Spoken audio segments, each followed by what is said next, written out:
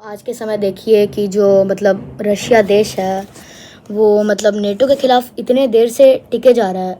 NATO पूरा 31 देश, मतलब नेटो कितना ज़्यादा बड़ा है। रशिया से अकेले नहीं टिक रहा, मानता हूँ। दो चार देश उसको सपोर्ट कर रहे हैं, हम भी इनडायरेक्टली कर रहे हैं। फॉर एग्जांपल इनडायरेक्टली का मतलब है जो मतलब यूएस हमें बोला था, वार्न किया था कि तुम नेटो में अगर आना चाहते हो, मैं इंडिया का बात कर रहा हूँ। यूएस ने वार्न किया कि अगर तुम नेटो में आना चाहते हो तो रशिया से ऑयल खरीदना बंद करो। इंडिया जवाब में कुछ बोला नहीं, उल्टा ऑयल का वो कर दिया, ट्रेड स्टार्ट कर दिया और ज़्यादा करने लगा। मतलब हम लोग तो रशिया को तो हेल्प कर रहे हैं ना, और ऑयल खरीद के उसको पैसा देके, क्योंकि रशिया के पास तो कम ऑयल नहीं है, बहुत ज़्यादा ऑयल है भाई। इसीलिए मतलब उसका इकोनॉमिकली भी अच्छा हो रहा है। फॉर एग्जांपल आप देखिए यूरोप, पूरा यूरोप बस रशिया के ऑयल में टिका हुआ है। पूरा यूरोप रशिया के ऑयल में टिका हुआ है। यूनाइटेड किंगडम भी पकड़ा हुआ था, हो गए होंगे 1-2 साल, मैं ज़्यादा उसमें ध्यान नहीं दिया था, बहुत दिन पहले का है। मतलब यूनाइटेड किंगडम भी पकड़ा गया था उसके साथ सीक्रेट ट्रेड करते हुए। जर्मनी, फ्रांस, यूनाइटेड किंगडम का हालत पूरा ख़राब हुआ था। इतने करप्शंस हुए, वो लोग इतने करप्शंस में डूबे, इतने क्राइसिस में गए, इतने प्रोटेस्ट हुए, इंटरनेशनल नेशनल लेवल तक का प्रोटेस्ट हो गया था वहाँ। इसीलिए उनको जानबूझ के खरीदना ही पड़ा। मतलब आप एक बैलून को फुलाते जाइए, जो हवा हम लोग फेंक रहे हैं वो है बिना ऑयल का, मतलब क्राइसिस, ठीक है। फुलाते जाइए, एंड में वो बैलून फट ही जाएगा। और वही फटने का कारण है, मतलब यूरोप को आप फुलाते जा रहे हैं क्राइसिस से, ऑयल नहीं दे रहे हैं, भरते गया, एंड में फटा, सब भिखमंगा जैसे आ गया रशिया के पास ऑयल लेने, भाई ऑयल दे दो, भाई ऑयल दे दो। अब इस पॉइंट में रशिया क्या किया, अपना दिमाग चलाया रशिया अपने करेंसी को बढ़ाने के लिए। रशिया का रूबल्स करेंसी हमसे भी छोटा है भाई, समझो 84.33 कोई डॉलर्स का है, रुपीज़ 84.33 रुपीज़ हो रहा है $1। उससे भी कमज़ोर है, I think so 2 roubles like $1 बोलना, सॉरी 2 रूबल्स लाइक 1 रुपीज़ होता है। अभी के समय रूबल्स इतना डेवलप किया, आप गूगल में जाकर सर्च कर लीजिए। रूबल्स क्या किया, मतलब रशिया क्या किया, बोला कि तुम मेरे से ट्रेड करो लेकिन डॉलर में नहीं भैया, हमसे रूबल्स में ट्रेड करो। अब रूबल्स ऐसा नहीं है कि वो तो देश रूबल्स कर नहीं सकते, ऑब्वियसली। फॉर एग्जांपल पिछले वर्ल्ड वॉर 1 के टाइम में जब डॉलर फेमस हो रहा था, जब यूएस अपने डॉलर के फेमस होने के स्टेज में था, यूएस क्या किया था तब हम लोग उसके कैद में थे, उससे लूटते जाता था हमारे से ब्रिटेन गोल्ड। लेकिन अब वो लोग अपना करेंसी एक्सचेंज का एक रूल बना दिए थे ब्रिटेन में, जो बोला जाता था कि मतलब 10 पाउंड मिला के 1 kg आपको गोल्ड मिल जाएगा। जैसे ही क्राइसिस शुरू हुआ यूके में, तुरंत सब लोग भीड़ बुला दिए the great bank of Britain में कि हम लोग अपना गोल्ड विड्रॉ करेंगे। इसीलिए उन्होंने क्या किया, 2-3 दिन में पूरा 2 लाख 1 पाउंड का नोट छपवा दिया। इससे क्या होगा, उनके पास बस 1 पाउंड ही, इसलिए भर गया, बंद हो गया ये, क्योंकि यार उनके पास 10 पाउंड का नोट ही नहीं है, तो क्या लेंगे वहाँ से गोल्ड। और 10 पाउंड का बस 1 kg गोल्ड दे दिया गया, क्योंकि उस समय गोल्ड उतना ज़्यादा नहीं था, ईजिली मिल जाता था। इंडिया से सबसे लूटते रहते थे ब्रिटेन, कहेंगे घटिया कंट्री। तो इस मतलब में वो लोग हमसे लूटते थे और ऐसा कर दिए थे ब्रिटेन में सिस्टम। लेकिन अब सब लोग हट गए थे, अब उन लोग के पास पैसा भी नहीं बचा, जितना गोल्ड यूज़ करेंगे दिक्कत है भाई, गोल्ड थोड़ी ना वो लोग करेंसी में यूज़ करने वाले, और गोल्ड विड्रॉ करेंगे बैंक से तो दिक्कत है। इससे वो लोग क्या किए, अब उस टाइम यूएस अपने पीक में आ गया। यूएस बोला कि मैं तुमको वेपन्स दूंगा, मैं तुम्हें पैसा दूंगा, लेकिन सब डॉलर। इसीलिए वर्ल्ड वाइड डॉलर फेमस हो गया। ठीक है, अब टॉपिक में आता है। हम लोग जो बात कर रहे थे, अब रूबल्स इतना फेमस हुआ, मतलब रशिया ने इतना फेमस कर दिया रूबल्स को। तो अब जितना भी इकोनॉमी, जब पहले जब रशिया यूक्रेन वॉर हुआ था ना, सारे जितने भी कंपनी से सब भाग गए थे रशिया से, क्योंकि सबको पता है कि इतना खतरनाक क्राइसिस में आ गया है ना रशिया, इतना खतरनाक क्राइसिस में आ गया था तब। और ये बात भी सही है, ऐसा नहीं है। लेकिन अभी आप देखिए सारे कंट्रीज आ रहे, गूगल IT, इन्फोसिस, सब लोग भाग गए थे वहाँ से, लेकिन अब सब लोग आ रहे हैं वहाँ से। यूट्यूब तो वर्ल्ड में, सॉरी।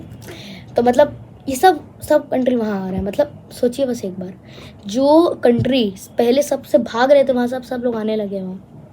अब उल्टा चाल पल गया यूरोपी में, मतलब तुम्हारा ही कुल्हाड़ी तुम पे ही भार है, तुम पेड़ काट रहे हो, जिस ट्राली में बैठे हो उसी को काट दे रहे हो, गली गिरिया।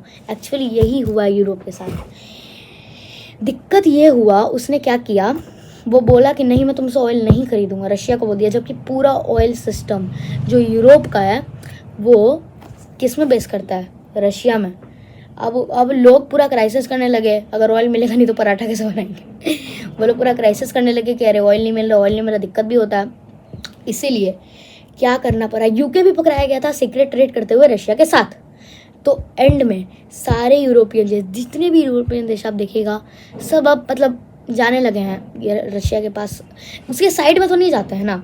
मतलब जो चीज़ उन्होंने सोचा कि हम लोग कितने सारे वीटो पावर्स देशों ने रशिया पे अपना वीटो लगाया हुआ था, इतने सारे देशों में टैक्स भर दिया था, टैरिफ वॉर का मतलब टैरिफ वॉर शुरू होने वाला था, टैरिफ कर दिया था, बहुत कुछ किया था रशिया के साथ उन्होंने।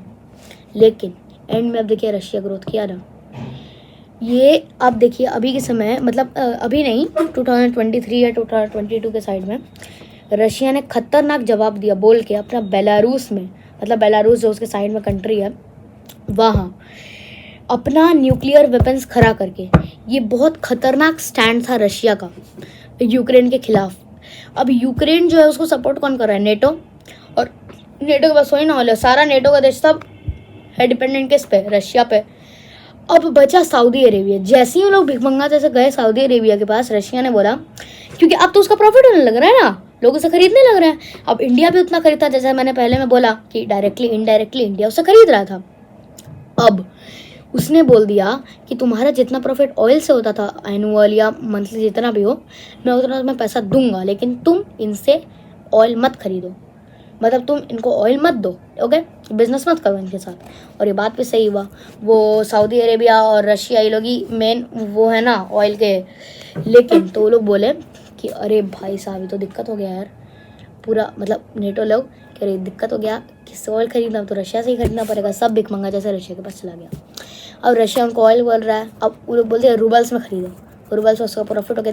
लेकिन ऑयल के, अगर ऑयल के टॉपिक से थोड़ा सा बाहर है ना, थोड़ा डीप जाए, नेटो के पास है फिनलैंड, जो उसका मेन पावर है रशिया के खिलाफ।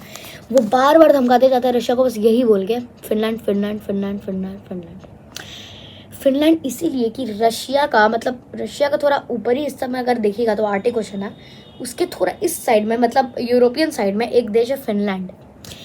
फिनलैंड अब नेटो में घुस गया है। दिक्कत है नेटो के पास पूरा ऑलमोस्ट पूरा एक्सेस आ गया है रशिया का, वो कभी भी रशिया में घुस सकता है अटैक करने के लिए। ये चीज़ रशिया को भी बस छुपते रहते हैं, लेकिन वो लोग आर्मी इतना खड़ा करते कि थोड़ा दिक्कत हो गया नेटो को करने से। लेकिन तब भी सोचिए इस पॉइंट में, इतना वर्टिकल पॉइंट में, इतना मतलब इतना पॉइंट में, इतना खतरनाक पॉइंट में भी रशिया टिका हुआ है।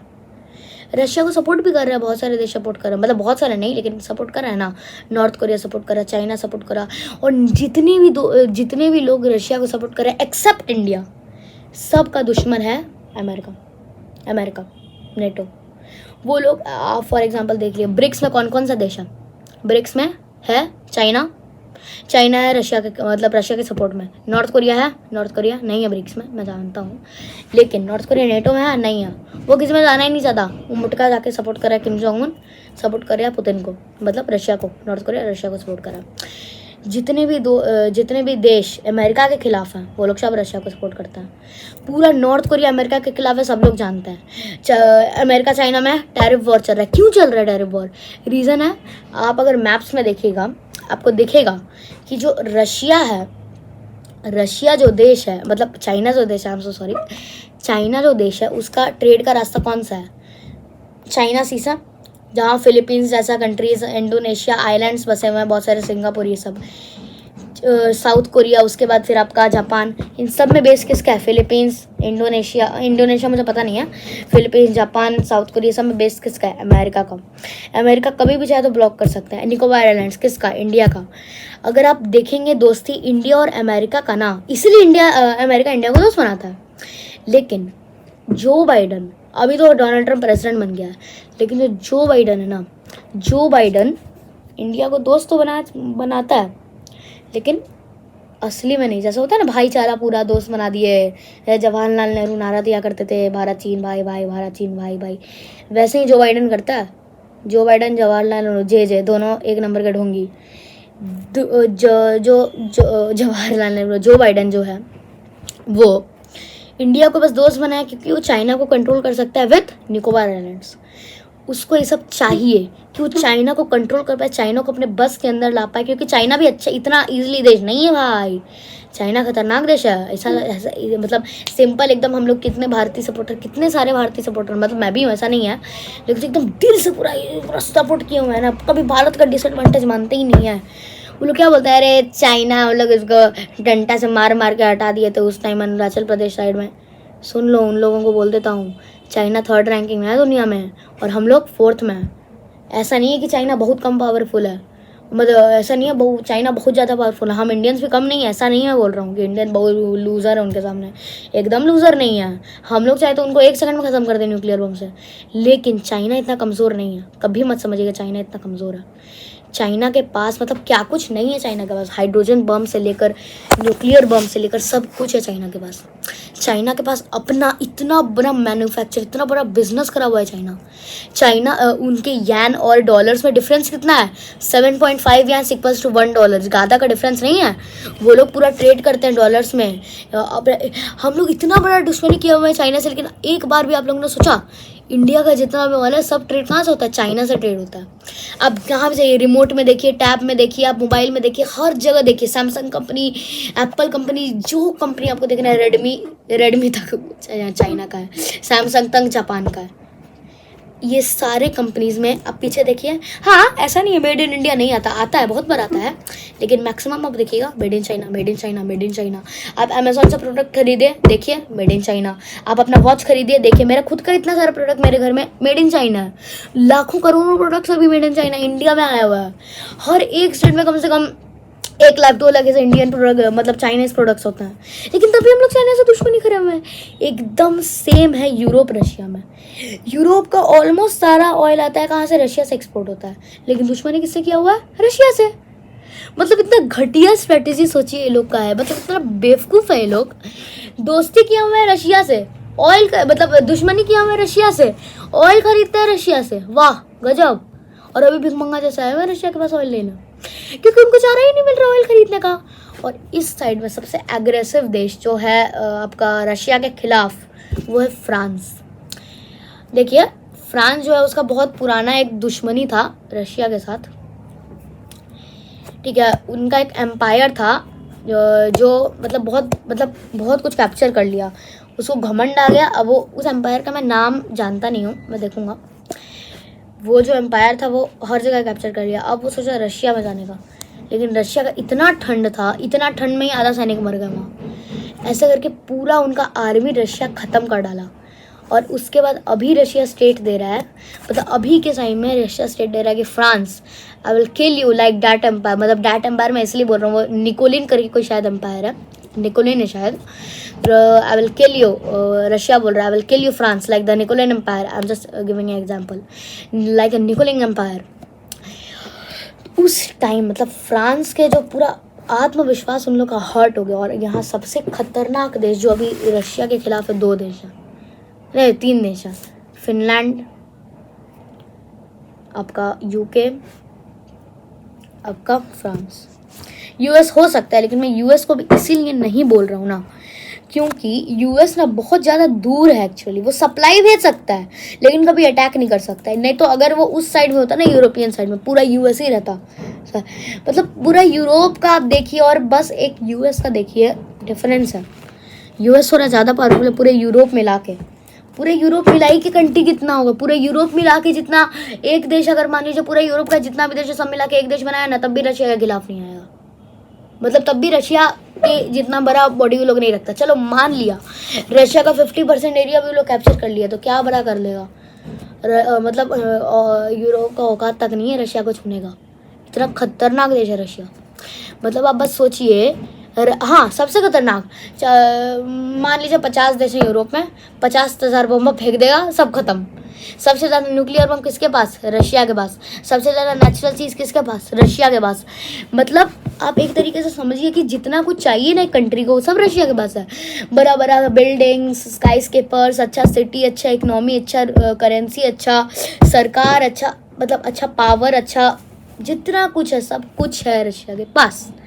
लेकिन अब आप देखिए अर्थव्यवस्था गंदा नहीं है रशिया।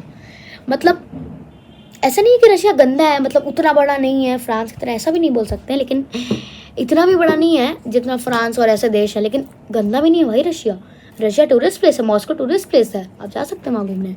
इतना कम सैनिक है, मतलब ज़्यादा सैनिक वहाँ थोड़ी ना होता, उनका ज़्यादा पॉपुलेशन तो नहीं है, लेकिन तब भी उनके सैनिक मतलब इतना स्किल्ड हैं, इतने स्किल्ड हैं कि वो लोग नेटो जैसे देशों से भी पंगा ले लेता है, मतलब देश, sorry I am so sorry, मतलब नेटो जैसे ग्रुप, यूएस जैसे देश, फ्रांस जैसे देश, यूके जैसे देश से भी पंगा लेते हैं। अब एक मेन बात, मैंने उस टाइम जो बोला था 3 सबसे खतरनाक, जब फिनलैंड का मैंने रीज़न बता दिया एकदम सामने, फ्रांस का बता दिया, मैंने यूके क्यों बोला? यूके मैंने इसलिए बोला, जो यूके का जो रॉयल नेवी है ना, अगर एक साइड फिनलैंड में घुस के जब अटैक मारेगा ना, मतलब ऐसा नहीं है कि रशिया ख़त्म, लेकिन इफेक्ट पड़ेगा रशिया में, मतलब अच्छा खासा उसका नेवी है। लेकिन ये सब को रशिया कंट्रोल कर सकता है, ये मैं इसीलिए बोल रहा हूँ कि रशिया इन सबको कंट्रोल कर सकता है, क्योंकि मैंने जैसा बोला ऑयल खुद ही खरीदता है, यूरोप सारे इतने देश में यही बोलते जा रहे हैं, सॉरी, मतलब ऑयल खरीदता है, इसीलिए मतलब अगर रशिया चाहे तो उनको कंट्रोल कर सकता है। तो अभी एक और है, मतलब एक और टॉपिक है कि जो फ्रांस है वो भी तो अच्छा खासा अमीर है ना, लेकिन कैसे? क्योंकि वो अफ्रीका के 13 से 14 देशों को कंट्रोल कर सकते हैं। ये बहुत सीक्रेट बात है जो फ्रांस छिपा कर रखता है। ये सब देश, मतलब अभी कोई ऐसा देश नहीं है जो मतलब इंडिपेंडेंट नहीं है, लेकिन एक्सेप्ट ये सब चीज़ फ्रांस कंट्रोल करता है अभी भी 14 देशों को। अच्छा, अभी तो मेन वॉर अभी रशिया यूक्रेन ही चल रहा है, लेकिन अगर इसको साइडलाइन करें ना, एक नया वॉर अभी उभ रहा है, 2 नए वॉर्स अभी उभ रहे हैं। पहला the tariff war between US and China, और अभी तक का सबसे खतरनाक इजराइल पैलेस्टीन। पूरा इजराइल अभी बोल चुका है कि मैं पैलेस्टीन को ख़त्म करके रहूँगा। और ये रही बात ये टैरिफ वॉर की, तो ये टैरिफ वॉर ना, मतलब मेरे एक्सपीरियंस से टैरिफ वॉर मतलब उतना सेना वाला जैसा वॉर होता है ना, कोल्ड वॉर जैसा होगा, इकोनॉमिकल वॉर होगा टैरिफ वॉर, क्योंकि सबसे बड़ा मार्केट दुनिया में कहाँ है? चाइना में नहीं है, यूएस में है, लेकिन मैन्युफैक्चर सेंटर यूएस में है, लेकिन अच्छा खासा ट्रेड कौन करता है? चाइना। तो मेरे हिसाब से कि एक इकोनॉमिकल वॉर होगा, क्योंकि सबसे बड़ा बाजार यूएस में, उसके बाद फिर बहुत कुछ ऐसा यूएस चाइना दोनों में है, पावर यूएस में, मतलब दिमाग ज़्यादा चाइना में, यूएस में, लाइक मिला जुला के दोनों ऑलमोस्ट इक्वली हैं। तो ये बोल सकता हूँ कि दोनों का जो जंग होगा ना, अच्छा खासा रहेगा।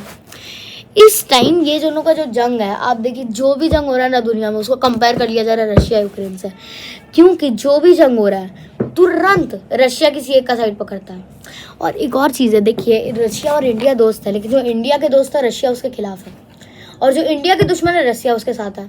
इंडिया का दुश्मन चाइना, रशिया उसके साथ। इंडिया का दुश्मन तो नहीं बोल सकते, लेकिन उतना ज़्यादा मिलता जुलता नहीं है, ईरान रशिया का दोस्त। इंडिया का दोस्त इजराइल, रशिया का दुश्मन।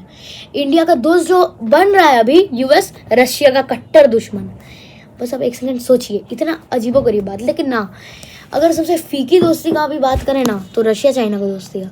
फीकी दोस्ती मैं इसीलिए बोल रही हूँ क्योंकि रशिया चाइना का आप किसी भी बात से देखिए, रशिया चाइना का कभी दोस्ती मिलता ही नहीं है। आप देखिए रशिया चाइना मेनली कभी रशिया को हेल्प करता है? दिखता नहीं है, न्यूज़ में तो कभी नहीं आता चाइना रशिया को हेल्प करता है। बस हम लोग इस बात को चाइना रशिया को मानते हैं कि 2020 से इन लोगों का थोड़ा रिलेशन अच्छा हुआ है, लेकिन इस पॉइंट में दोनों रिलेशन तो अच्छा हुआ है, लेकिन ये मुझे पता है कि चाइना ना मतलब वो है थोड़ा ज़रूर कुछ तो कर रहा है प्लान चाइना रशिया के खिलाफ, ये मुझे लग रहा है। और मैं एक्सप्लेन अगर करना ठीक है कर देता हूँ।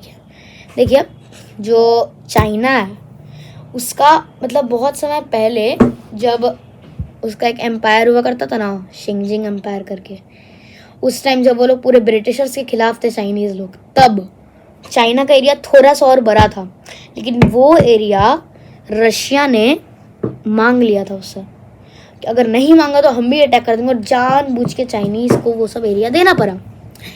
इसीलिए मैं बोलता हूँ कि चाइना थोड़ा रशिया के खिलाफ है, उन लोगों का थोड़ा फीकी दोस्ती है, ये बात है। उसके बाद फिर एक और है कि चाइना इंडिया दुश्मन है। अभी थोड़ा लग रहा है कि दोनों दोस्त बनेंगे, लेकिन किसी भी एंगल से नहीं लगेगा कि लोग दोस्त बनेंगे। तो अगर एंड में जाए, एंड हो गया, अब जाने मतलब हो ही गया, अगर एंड में जाए हम लोग रशिया यूक्रेन में, तो एंड में यही पता चलता है। अब इंडिया को क्या स्टैंड लेना चाहिए? इंडिया को अगर स्टैंड लेने का बात हो तो मैं बोलूँगा, मैं प्रेफर करूँगा रशिया। अब देखिए, अगर पावर का बात होता है इंडिया, अगर चाइना रशिया के साथ जाता है, एक नॉर्थ कोरिया छोटा पैकेट भरा धमाका, वो जा सकता है अगर रशिया के साथ, इंडिया कौन सी बुरी बला है भाई? नेटो कौन सी बुरी बला है? हम भी जा सकते हैं। और दूसरी बात, यहाँ दोस्ती की भी हो रही है। रशिया इतना ज़्यादा हेल्प किया था मैं, जब ब्रिटिशर्स और अमेरिकन हम हमला करने आ रहे थे बे ऑफ बंगाल के साइड से, और एक इंडियन वो वाला अरबियन सी के साइड से, यूके और ये लोग का नेवी, हम लोग रशिया का हेल्प लेके सच्ची इतना मतलब रोक दिए वो लोग को। कौन हेल्प किया था? मैं यूएसएसआर, मतलब मेन तो रशिया ना, यूएसएसआर। इतना अच्छा दोस्त है हमारा रशिया का, रशिया हमारा इतना अच्छा दोस्त है। दोस्ती की बात। और दूसरी की बात, अगर आप डोनाल्ड ट्रंप के प्रेसिडेंसी में देखिए, दो ही पार्टी है वहाँ। पहली बात, डोनाल्ड ट्रंप वाला पार्टी और एक जो बाइडन वाला पार्टी। जो बाइडन वाला पार्टी में देखिए, मैं पहले ही बोल दिया था कि ये लोग बेवकूफ़ी कर रहे हैं। और डोनाल्ड ट्रंप वाले को मैं इतना सपोर्ट नहीं करता हूँ डोनाल्ड ट्रंप को। रीज़न है ना, डोनाल्ड ट्रंप ना मोदी जी से दोस्ती रखा है, इंडिया से दोस्ती नहीं रखा है वो। मतलब वो चाहे पूरा इंडिया को धमाका करके खत्म कर देगा, मोदी जी को वहाँ से पिकअप करके यहाँ ला देगा, ये लो तुम मौज का ज़िंदगी जियोगी, उसमें इंडिया खत्म। ऐसा ही कुछ काम करता है डोनाल्ड ट्रंप। मैं डोनाल्ड ट्रंप को उतना सपोर्ट नहीं करता, लेकिन तब भी डोनाल्ड ट्रंप एक अच्छा प्रेसिडेंट है, बहुत ही ज़्यादा अच्छा प्रेसिडेंट है। और जो बाइडन भी अच्छा है, दोनों को रिस्पेक्ट। रीज़न ये है कि जो बाइडन के प्रेसिडेंसी में यूएस बहुत कुछ कर पाया था, और लेकिन यूएस के साथ ठग भी बहुत हुआ। लेकिन डोनाल्ड ट्रंप के प्रेसिडेंसी में यूएस के साथ अब ठग नहीं हो रहा। डोनाल्ड ट्रंप पूरा एकदम मतलब कट्टर मोड में है कि ना भाई ना, एकदम ना, हम किसी को बचने नहीं देंगे। हमसे जो हुआ है ना जो बाइडन के प्रेसिडेंसी का टाइम में, हम किसी को बचने नहीं देंगे, चुन चुन के मारेंगे ये लोग को। ये वाला पॉइंट ना डोनाल्ड ट्रंप जो बाइडन में इतना नहीं है। जो बाइडन एकदम फोकस कर रहा था रशिया यूक्रेन में, डोनाल्ड ट्रंप भी कर रहा है, लेकिन उतना ज़्यादा नहीं जितना जो बाइडन करता था। अब कुछ दिक्कत जो बाइडन किया और कुछ दिक्कत अभी डोनाल्ड ट्रंप कर रहे हैं। और कुछ अच्छे का, बहुत सारे अच्छे काम डोनाल्ड ट्रंप किए और कुछ अच्छे काम जो बाइडन ने भी किए हैं, ऐसा नहीं है। दोनों को ही मेरे साथ रिस्पेक्ट है। लेकिन तब भी अगर मेरे प्रोसीडियर से देखें, बस इंडिया और मैं बात करूँ इंडिया अमेरिका का, तो ना वही पार्टी उनका सपोर्टर है ना वही पार्टी उनका सपोर्टर है। रीज़न है, वही पार्टी हमारा सपोर्टर है ना वही पार्टी हमारा सपोर्टर है। जो बाइडन का मैं बोल दिया। और डोनाल्ड ट्रंप देखिए, आप एक बार देखिएगा ना, मतलब मेरे पापा भी आईटी में हैं, तो वो भी बोलते थे जितना भी आईटी का, हम सब लोग जानते हैं कि जितने भी आईटी के लोग हैं, जितने लोग इंडिया के हमारे, जिनका सिटीजनशिप नहीं है, सबको भगाया जा रहा है। और 3 से ज़्यादा, अगर आप 3 साल से ज़्यादा वहाँ रह लिए तो आपको अपने आप वहाँ से आपका वहाँ का सिटीजनशिप मिल जाएगा आपको। और अगर मिला तो इंडिया का सिटीजनशिप हट गया। वो लोग सब इंडियंस को वहाँ से भगा रहे। रीज़न जो बाइडन मैंने बोला ठगा था, और ठगा ये हुआ, हम लोगों ने उनको ये ठगा, हम लोगों ने नहीं, दुनिया ने उसको ये ठगा, पूरा स्टॉक मार्केट पे कब्जा करके रख गया था।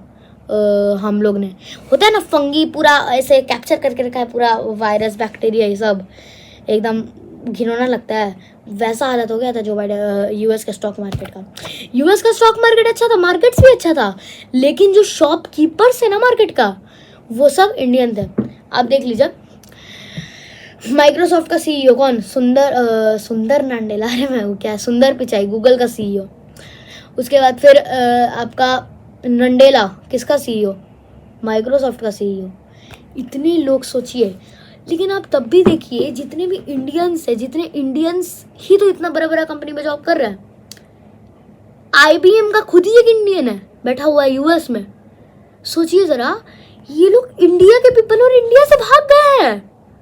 रीजन है कि इंडिया वो सब फैसिलिटी अलाउ नहीं कर रहा है उन लोगों को, और बट यूएस वो सब फैसिलिटी अलाउ कर रहा है। यही आप देखिए, इंडिया यूएस में आईटी में, मतलब आईटी में क्या होता है? आईटी में ये होता है कि यूएस वहाँ से मेल भेजता है और हम लोग इंडियंस करते हैं, और उसके बाद फिर हम लोग भेजते हैं, लो भाई काम हो गया। यही करते हैं इंडियंस आईटी में। और वहाँ यूएस वाले एक मेल भेजो। हाँ, पढ़ाई भी वहाँ करना पड़ता है, ऐसा नहीं है, वहाँ भी सच है, ऐसा नहीं है। तब भी सोचिए, इतना ज़्यादा डेवलप्ड देश है यूएस, अर्थव्यवस्था में सबसे अच्छा, पावर में सबसे अच्छा, टूरिस्ट प्लेस है US, statue of liberty, Hollywood statue, कितने कुछ है यूएस में, कितना कुछ है यूएस में। सोचिए तो, अच्छा स्टॉक मार्केट, अभी जो स्टॉक मार्केट इफेक्ट हुआ है डोनाल्ड ट्रंप के आने से, क्यों? रीज़न है सारे इंडियंस को वहाँ से भगा रहा है, बोले कि तुम जाओ, तुम यहाँ नहीं रहने वाले हो। यही डिफरेंस है जो बाइडन और डोनाल्ड ट्रम्प के प्रेसिडेंसी में। और जो बाइडन क्या किया करता था, जो बाइडन ये करते थे कि वो क्या करते थे कि मतलब आओ काम करो, आओ इंडिया में आओ, मतलब आओ इंडिया बोल रहा हूँ सॉरी, आओ अमेरिका में आओ, हमारा ही तो स्टॉक मार्केट डेवलप करेगा। लेकिन डोनाल्ड ट्रम्प है कि हमारा स्टॉक मार्केट वो डेवलप करेगा, लेकिन हमारे पीपल से, उनके पीपल से नहीं। जो बाइडन को बस मतलब है स्टॉक मार्केट डेवलप करे, इससे मतलब नहीं है कौन कर रहा है। और डोनाल्ड ट्रम्प का मतलब है कि स्टॉक मार्केट गया भाड़ में, अमेरिकन पीपल्स ही होने चाहिए वहाँ। ये दोनों का डिफरेंस है। और जो बाइडन में क्या है, जो बाइडन बहुत ज़्यादा फोकस किए थे जो रशिया यूक्रेन वॉर था। डोनाल्ड ट्रम्प भी कर रहे हैं, लेकिन आप अभी ट्वीट्स देखिएगा ज़्यादा एकदम देखिएगा ही नहीं, बहुत रेयरली आपको मिलेगा कि यूएस कुछ ये किया है रशिया यूक्रेन में। लेकिन जब जो बाइडन था बहुत कुछ किया था उन्होंने, इतना सप्लाई भेजा, इतना कुछ भेजा, इतना कुछ हुआ, बहुत कुछ किया यूएस ने डोनाल्ड ट्रम्प में। तो यही डिफरेंस है डोनाल्ड ट्रम्प के प्रेसिडेंसी में और जो बाइडन के प्रेसिडेंसी में। लेकिन दोनों ही अच्छे हैं, ऐसा नहीं है। और जो बाइडन का जो दोस्ती है इंडिया के साथ वो थोड़ा अच्छा भी है। ऐसा नहीं है कि बस मोदी जी को ही पिकअप करते हैं, वो इंडियंस को भी थोड़ा सलाह देते कि लेकिन जो इंडियंस को भगा रहे हैं ना वहाँ से, वो भगा रहे रीज़न है कि जो वहाँ का स्टॉक मार्केट जो कब्जा किए हुए हैं हम लोग या फिर जितने भी लोग हैं, इसीलिए वो लोग भगा रहे हैं। ऐसा नहीं है कि दोस्ती फीका है, लेकिन तब भी इतना भी अच्छा दोस्ती नहीं है जितना रशिया के साथ है, उतना अच्छा दोस्ती नहीं है डोनाल्ड ट्रम्प का हमारे साथ। लेकिन मोदी जी से अच्छा दोस्ती है। तो मैं यही बोलना चाहता था कि जो रशिया यूक्रेन वॉर है, टैरिफ वॉर है, जितना भी आजकल वॉर चल रहा है, वो सब का रीज़न मैं डिस्कस करना चाहता था। और एक और चीज़ की, जो रशिया यूक्रेन वॉर जो हो रहा है ना, उसका मेन कारण है, मैं भी नहीं जानता ये चीज़, लेकिन ये मैं समझ गया कि ये यूक्रेन बस शुरुआत है, बस एक शुरुआत है। मेन चीज़ अभी आना बाकी है। और अभी सोचिए आप, एक सेकंड के लिए बस दिमाग में सोचिए, रशिया ने क्या किया था, 2 वीक में पूरा प्लान बना दिया था कैप्चर करने का, पूरा बोल दिया था ना, अटैक करने से पहले बोल दिया। लेकिन सोचिए उसके बाद इतना रिसोर्सेस उसके पास कैसे आ गया कि वो बस 2 हफ्ता क्या इतने देर से करे। और रही बात उसका इकोनॉमिक डेवलप करने में, कब से हुआ है, 2024-2023 से स्टार्ट हुआ है। और ये ट्वीट कब आया था, फरवरी 2022 को वॉर स्टार्ट हुआ था। इतना देर रशिया टिक कैसे गया, मतलब ज़रूर उसका पहले से कोई प्लानिंग होगा रशिया का। और दूसरी बात कि ऐसा भी हो सकता है कि उसका कोई प्लानिंग नहीं था, यही प्लानिंग था कि वो 2 सप्ताह में कैप्चर कर ले, ऐसा भी हो सकता है। लेकिन क्योंकि रीज़न ये है कि वहाँ उसका आर्मी जो है बहुत ज़्यादा पावरफुल है, बहुत ज़्यादा उसके पास वेपन्स है, बहुत कुछ ऐसा, तो ऐसा भी हो सकता है, ऐसा नहीं है।